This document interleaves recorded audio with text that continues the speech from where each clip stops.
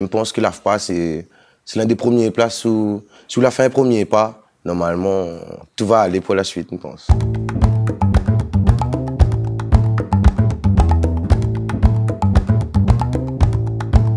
Et voilà, maintenant ça fait 5 ans que je suis formateur à l'AFPA dans le domaine du numérique.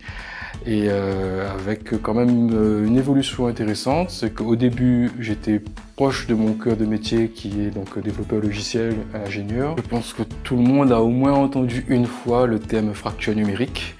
On pourrait croire que c'est une expression comme ça, fourre-tout, pour parler de quelque chose de banal, mais c'est pas le cas. C'est une réalité, c'est un fléau, surtout à La Réunion. Il est important que tout le monde puisse avoir accès et puisse être compétent un minimum dans ce domaine-là, dans le numérique. C'est pour ça que l'AFPA a décidé d'extraire donc ce qu'on appelle un CCP, donc un certificat de compétences professionnelles. Donc c'est une partie du site complet qui donne donc la qualification de animateur numérique. Et du coup, on arrive sur une formation de 835 heures, qui fait à peu près 5 mois et demi, avec une mise en situation de 140 heures, donc 4 semaines en entreprise. Avant, ici à l'AFPA, j'étais mère au foyer. Je suis maman de 3 enfants.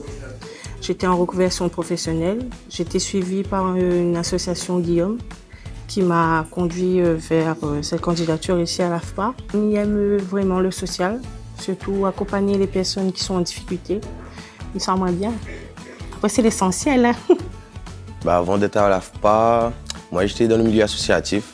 Je travaillais dans des associations, dans l'insertion avec les jeunes ou même dans des animations culturelles. J'étais intervenant dans des écoles. Et c'est ni Pôle emploi ni autre que là, moi ici, c'est moi-même, de moi-même, mon volonté me dit, bon, tant qu'à faire, allons toucher autre chose et allons développer ça, exploite la médiation et l'animation entre eux, en fait. Et apprendre à nous à être beaucoup plus ouverts envers les gens, justement, vu que c'est un métier d'accompagnement dans le social aussi.